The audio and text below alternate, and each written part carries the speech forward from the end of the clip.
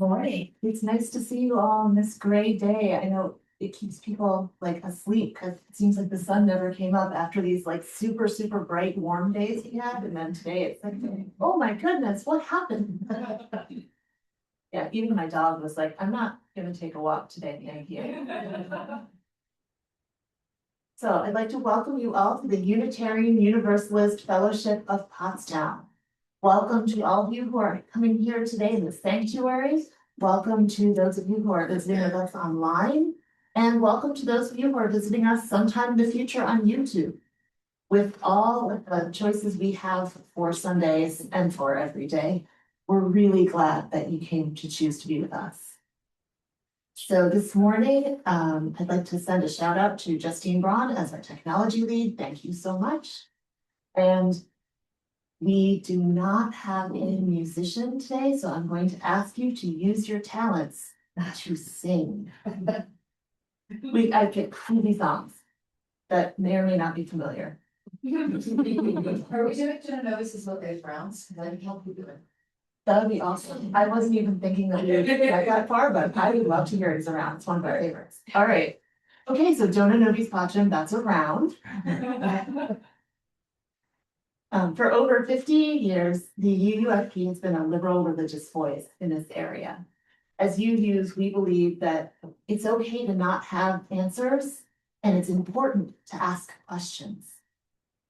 We keep open minds and we listen to each other, we listen carefully so that we can really hear what other people are saying, even if we sometimes disagree. We hope your spirit and your heart and your mind are refreshed when you visit us.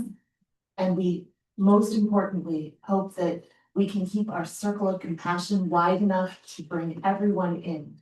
I know that there are some people who like to use the phrasing of calling people out, like especially online nowadays. Oh, I called out that behavior. But what we like to do is call people into community, because when you're in community with people, that's when you really get to listen and understand and can make change.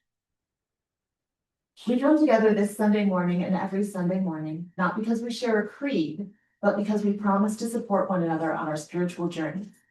Our services are really different every week, and if you've been to more than one, you can testify to that. But the loving kindness that we offer each other is always the same. So whoever you are, wherever you are, whenever you are, whomever you love, we're glad to have you with us today. All righty, now is the time for announcements. If anyone has an announcement, please come on up to the front and use the microphone. Good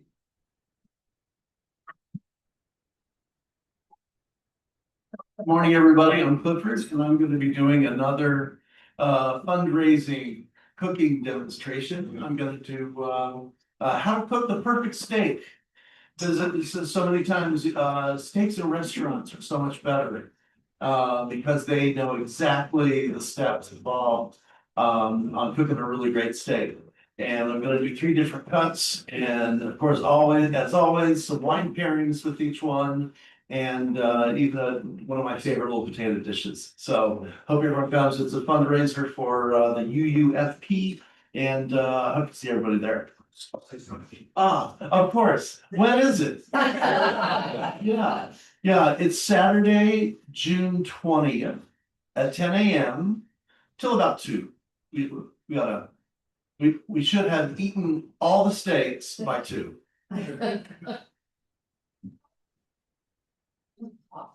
Oh, I think it's gonna be 35 again. It's a recommended donation. You don't have any money, you don't have any money.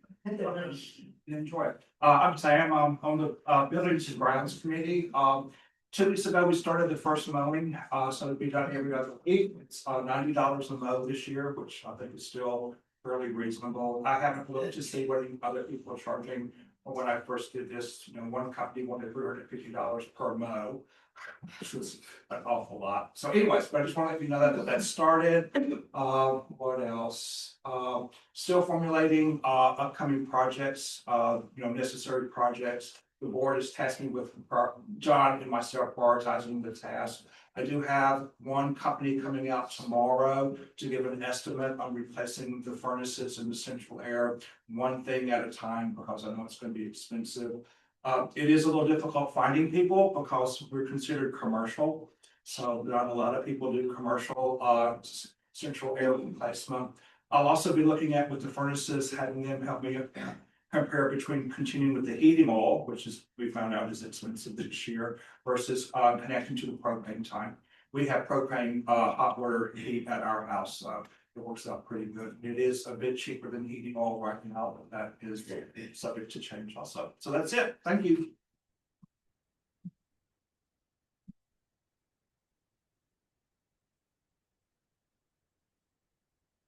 Great, thank you, everyone. Can I get a volunteer to light the chalice this morning? What are you doing, Joe? She's been voluntold. We light our chalice this morning with the words of Bruce Southworth. For the gift of this day and for our community of spiritual nurture and compassion, we give thanks. We light this chalice as a symbol of our faith. May our many sparks meet and merge in communion of heart and soul. Now it is time for the chime. So, this is the portion of the service where I remind everyone that we have these wonderful technological advances in our pockets that we couldn't have dreamed of. Like, my mom was a computer programmer back in the 60s, and she was programming with punch cards. And the thing that she was programming took up an entire room, and it couldn't do like not even like a 1% of what the thing in our pocket does right now. And even through all that, we still value being together here. Like, I know that there's ways that we can connect online, but we all showed up here to be together. So that's why I remind everyone to silence your phone, put it in worship mode, concentrate on being together while we're together.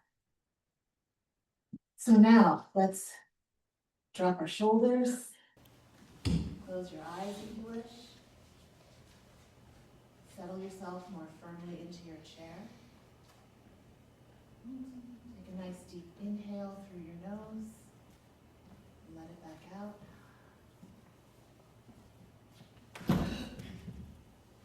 Listen to the small, small noises of being in a space.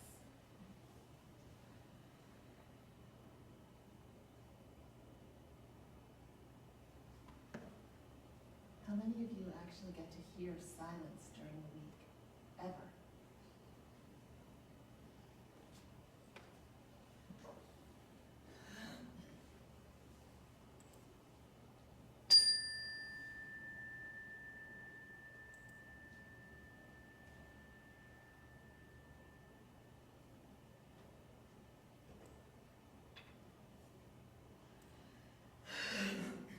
For an opening this morning, we have words by Chip Rausch. Deeper than DNA, more fundamental than molecules or quarks, at our living core, we are wholeness and transfiguring love. We often forget that power, becoming lonely or resentful, or comparing ourselves to others, acting out of our fears rather than living our glory. Occasionally, we rouse from our trance to remember our wholeness. For a time, we embody unsentimental love. And we make efforts to wake others, to remain fully present ourselves. Our lives and our time here together is made sacred by our living. So for the next few minutes, and for the rest of our lives, may we be more aware of the spirit of life that evolves through and among us. So may we be. Now we've come to the adventure portion of the service. Hymn number 388, Don't Notice Much. We are just gonna get it out. Yes, sounds good. All right, so 388. Okay. So I think we can start singing all together one time.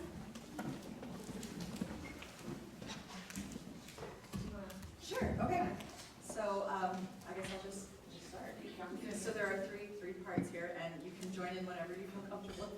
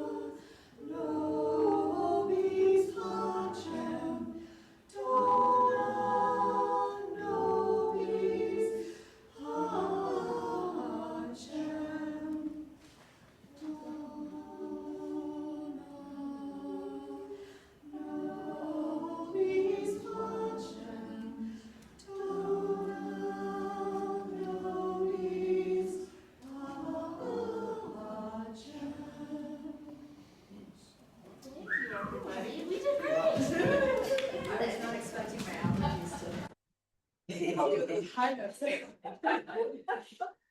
Well, this is the time for allergies. Oh, We've got- yeah. Thank you.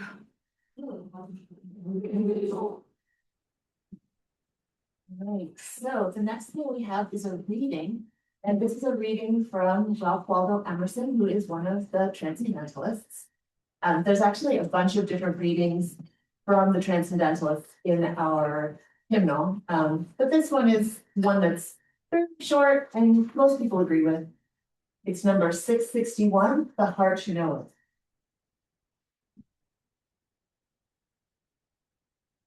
We have a great deal more kindness than is ever spoken. Oh,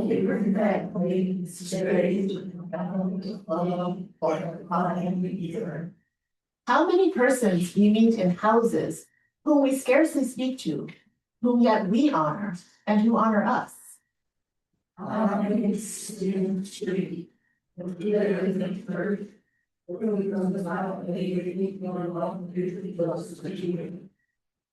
Read the language of these wandering ivy.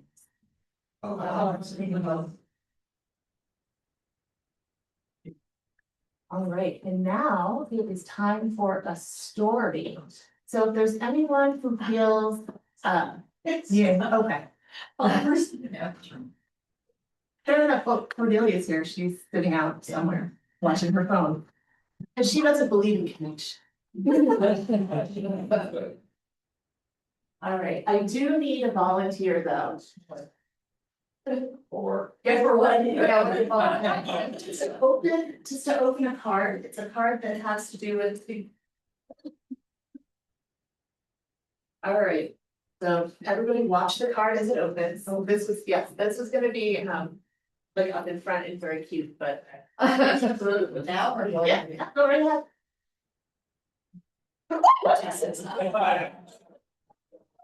That was mean.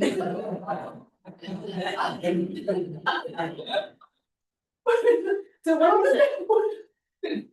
This, it's a little wind-up toy. But it also has the patterns of a monarch butterfly on it.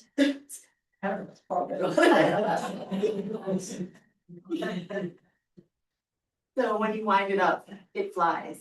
It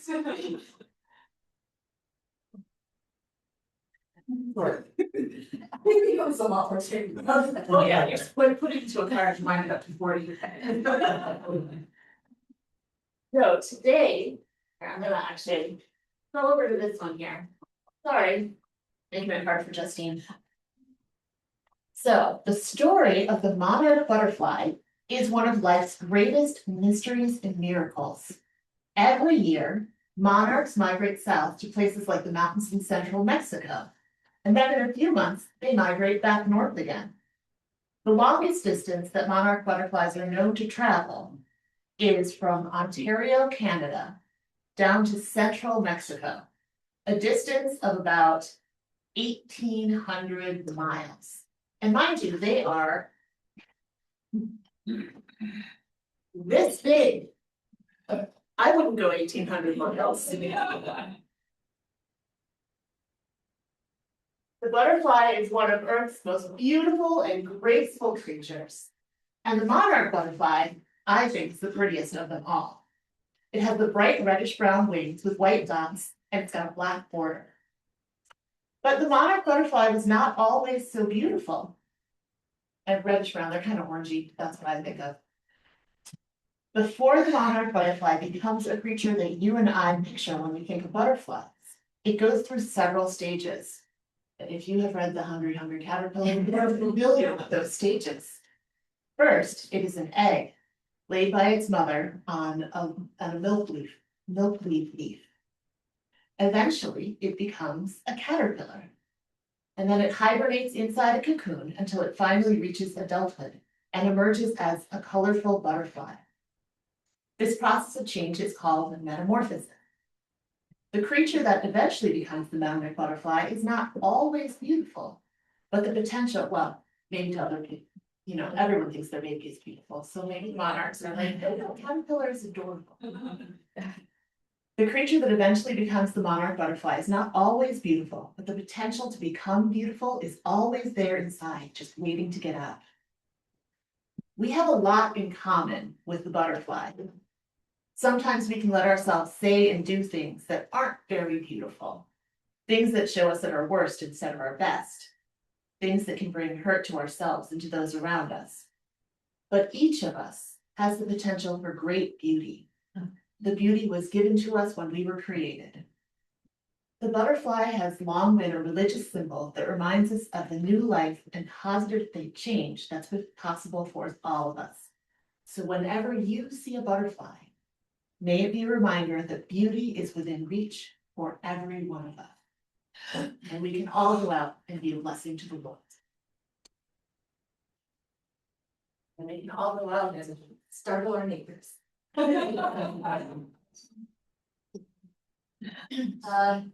think it's literally just my kids, you don't have to sing. No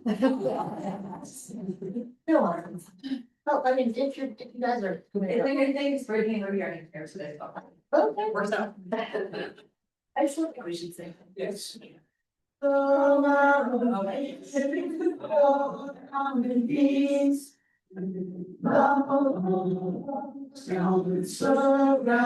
you everywhere. Everywhere.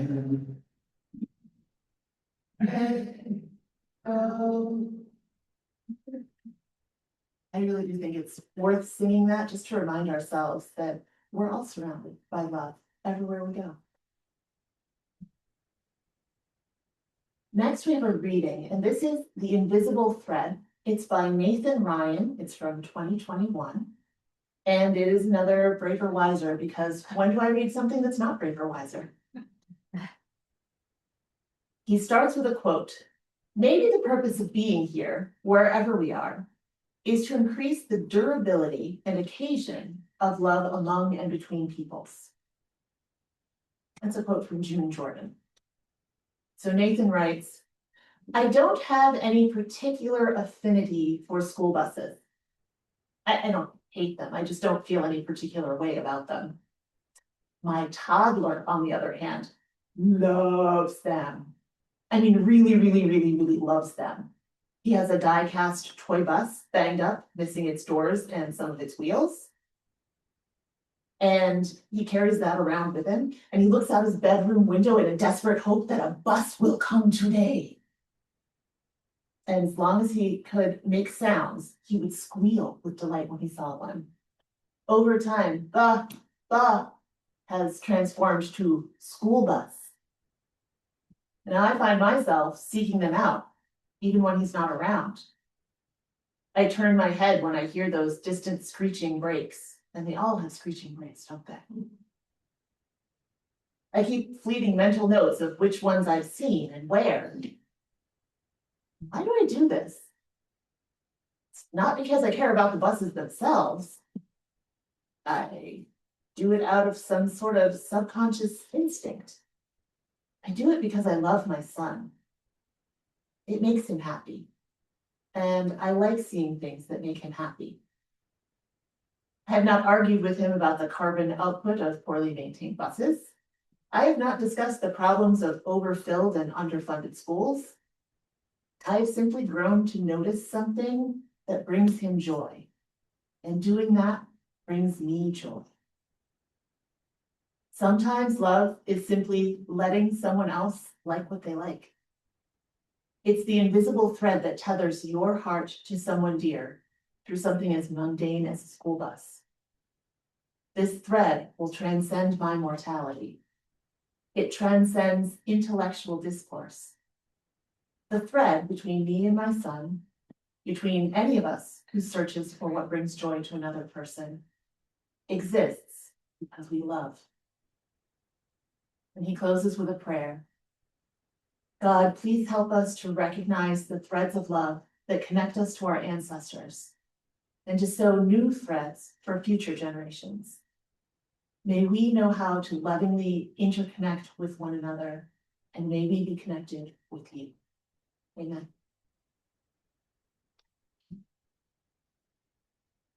And this is the time in our service where we pause for our morning offering. All our Beatles said, once upon a time, most folks use the offering plate to fill their pledges of financial support. Nowadays, lots of folks click on the church websites or set up automatic transfers from their checking accounts. And some still write a monthly check paying their church bill along with all the others. But passing the offering plate was never just a practical exercise. It's always been a ritual. Let it be a reminder that after meeting our obligations to ourselves and our households and communities to which we belong, we still have a capacity to give. We practice giving until it is second nature and first response, and it brings forth the realm of love. And if this is your first time visiting me, please, your presence is such a gift in and of itself.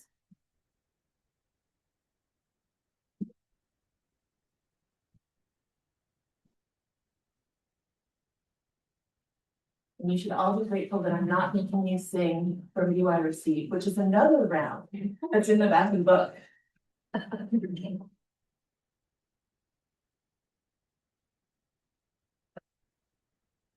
Transcendentalist, but not religious. I was speaking to someone actually just yesterday. She has a different religion from we use, but she has a similar experience of the religious landscape. Her faith, like ours, draws from a pool of people who want to think deeply about moral and ethical topics, who care deeply about justice and equity, and who are, among them, educated elites. Not that all of us are educated elites. I don't feel like an elite myself, but her church feels very similar to my church, especially after we talked for a little while. And she was saying that although the need for spiritual community is still very great, and the need for the ministry that her faith community provides to the wider area is still very great, like that has not diminished. Actual participation in religious communities overall, it seems to be harder and harder to have people show up. And she was actually, another thing she said was that they're in the overall country, a lot of people are going back to more traditional faiths, like more traditional quieter faiths. And she was like, that would seem to say that like my faith and your faith would be getting much, much bigger. But she also said, you know, around here, the churches that are really thriving are not quiet. They're the ones where it's like you go to church for the rock concert. And there is, I don't know what that is. That's not us. We're not a rock concert. I don't know, maybe we should try it. But you know, the research from a 2025 Gallup poll said that about 57% of Americans said that they seldom or never attend religious services. Like more than half. And they had it actually broken out into almost never go, like go monthly, which is about 10% of people, and then go really regularly, which was about 38% of people. Well, actually, that math doesn't math, but that's what they had on the sheet. The Pew Research Center did a study of religiosity in America. That was back in 2023. And they found that although 58% of Americans still identify as religious, a growing minority of Americans, about 22%, now identify as spiritual but not religious. Now, I read an article that said something like, well, if you're spiritual but not religious, you're just pretending that you're not an atheist. And I'm like, no. It's not the same thing. Like religious people, spiritual but not religious people do believe that there is more to the world than what we can see. They believe that there's more to ourselves than what science can measure of our bodies. They ask questions about whether you believe in an afterlife, whether you believe in spirits in nature, whether you believe that being in different places might be spiritual.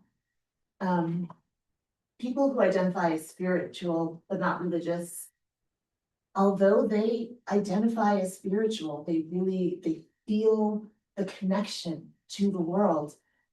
They don't feel the connection to the community. Just about 11% belong to a spiritual community. And about 15% belong to some non-religious volunteer community or belong to a spiritual community that doesn't identify as religious.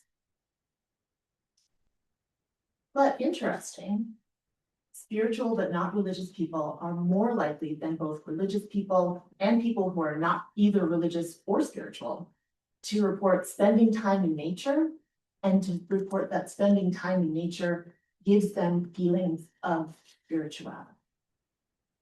60% of them report because in nature they feel a sense of connection to something wider and bigger and more important than themselves.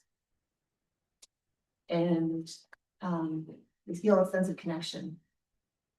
So reading this makes me think of the Transcendentalists that Chad spoke of a few Sundays ago. Those Transcendentalists who reached out to the natural world for connection. So we're all familiar with like Ralph Waldo Emerson. We're familiar with Ellery Channing and Margaret Fuller. Did you know though that Louisa May Alcott's father, he tried to do a commune where they were living close to nature and they were farming. They were just farming for vegetables because they didn't want to have any animals. They didn't want to use animals for labor and they didn't want to use animals for food. They only lasted for 7 months because they didn't really have an idea of how to farm without animals or how to farm at all.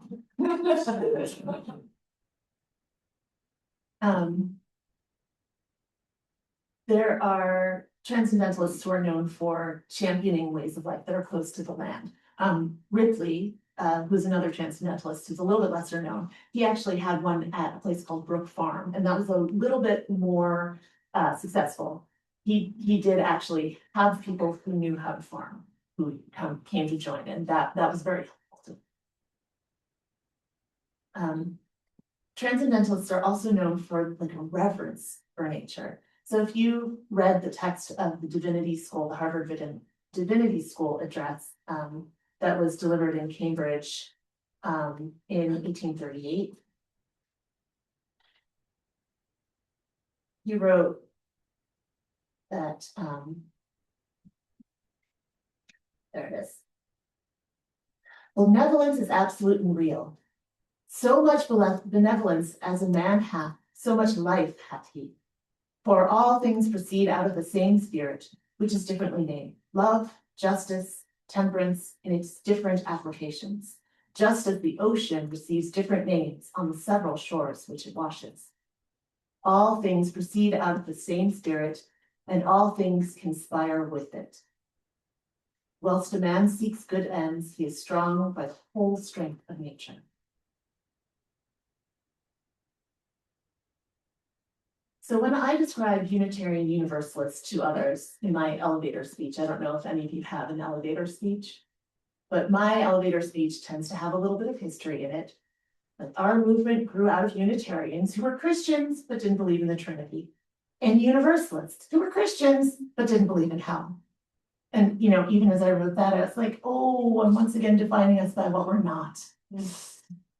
So I'm trying to reframe it into the positive. And I think, oh, well, our Unitarian forebears believed that there is one God, and that God unifies all gods. Like you don't have to worship different aspects of God, there's just God. And then our Universalist forebears believed that God is loving and people are good. And that is also revolutionary. Actually, have any of you heard of, there was a gentleman who was a Baptist preacher just in the late 90s, who decided that he also did not believe in hell, and he lost his congregation because of it. I don't know if you guys remember that. I wasn't thinking of that, but people just couldn't handle that thought. And there was people who are trying to, like the Transcendentalists actually came up with this particular justification, like the Universalists. There is one particular word in the Bible that is translated by most people as eternal, but when the Universalists translated it, they actually translated it as an eon or an age. And so instead of hellfire being eternal, it's translated as hellfire for an age, like finite punishment for finite sins. Yeah. So the other half of what I say, without all the digressions, is our current beliefs have more to do with treating this tiny blue-green dot in space and all of the lives, big and small, that depend on it, with dignity, equity, and compassion. We want to make this world the best place it can be, and we can let the next world take care of it. So, how many of you agree with that elevator speech? You don't have to raise your hand. Are there things you would say differently? Bless you. The reason I bring up my description of Unitarian Universalist is that I feel like we have space not only for the 38% of religious people who don't have a spiritual home, but also for the 89% of people who identify as spiritual but not religious, who are not connected to a community. And for that matter, the 94% of people who think of themselves as not spiritual and not religious. Because we don't have a qualification that says you must believe X, Y, Z to be here. As I said in the very beginning, our services are different every week, but the loving kindness here is the same. That's what matters to us, this world. I know that you claim the Transcendentalists as part of our history, but I didn't think too hard about how their views shaped our modern church. Encyclopedia Britannica lists Transcendentalism as an idealistic system of thought based on a belief in the essential unity of all creation, the innate goodness of humanity, and the supremacy of insight over logic, and experience for the revelation of the deepest truths. And Wikipedia reminds us that Transcendentalism was not a rejection of Unitarianism, although it grew from Unitarianism. It developed as an organic consequence of the Unitarian emphasis on free conscience and the value of intellectual reason. So, back in the 1820s, like 200 years, is that weird to you that it was 200 years ago? Like, wow. I was born in the 1900s, and that sounds so old to my kids.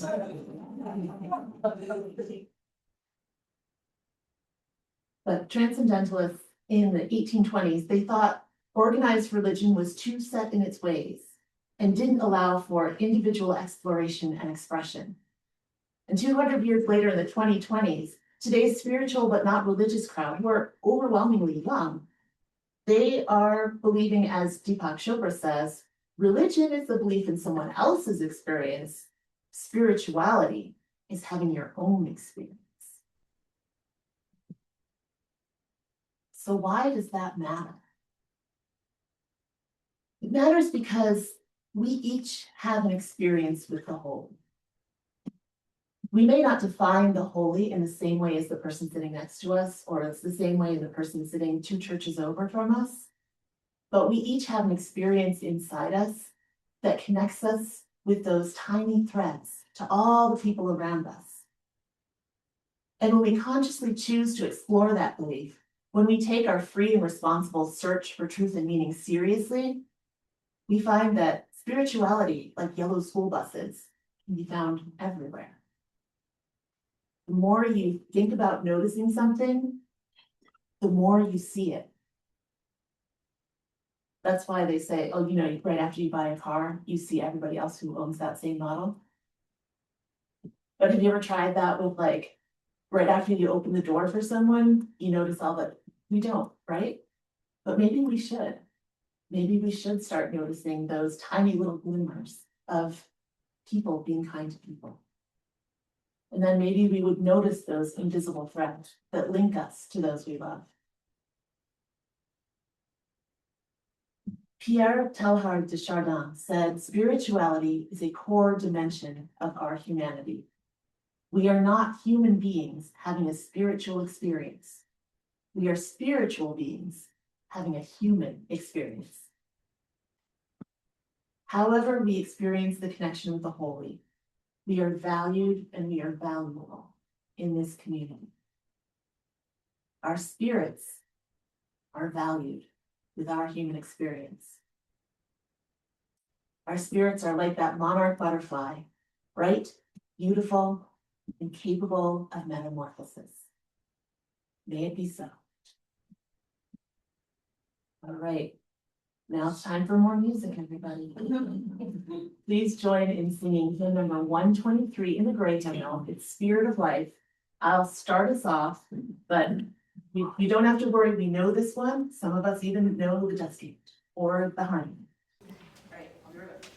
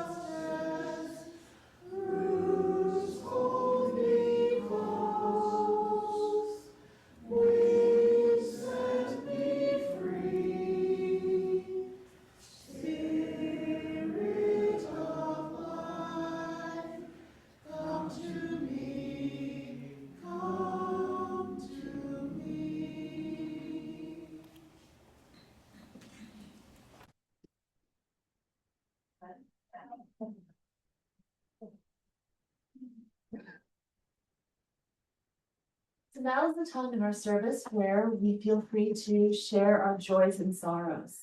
if there's something that you can't wait to share with the community because it's just bursting out of your heart, or if there's something that you need a helping hand to shoulder, please come on up to the front, say a few words, and introduce yourself.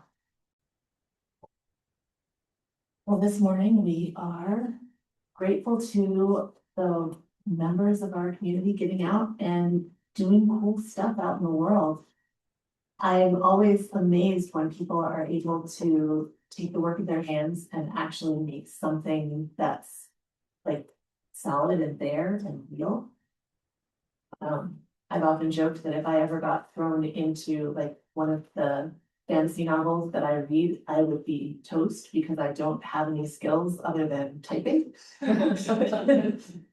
Like, oh yeah, that's not marketable. So I'm very impressed with people who have skills like that. And we're also this morning thinking about how amazing it is that we have medicine that can keep our pets alive. That's, that's something that when I was a kid, if your cat had diabetes, then you had to say goodbye. And now it's like a treatable condition that they can live for years. That's amazing. It really is amazing how far we've come. How far we've come since that 200 years ago with the Transcendentalists. So for all of those ways that we have come forward, for all of the things that we are thinking about that we are not sharing, for all the things that we have yet to figure out how to fix, let's take one more moment of silence.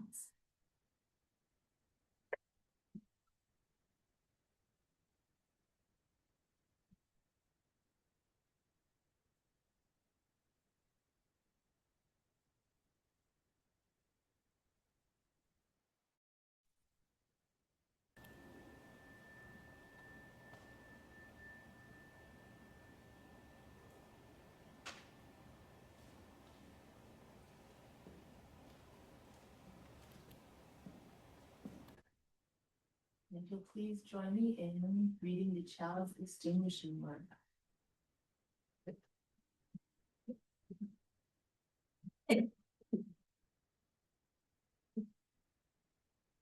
We extinguish this child's flame, but not the light of wisdom, the warmth of community, or the fire of commitment. These carry on our hearts in our kindness until we are together with Him. We'll close today with the words of James Morrison.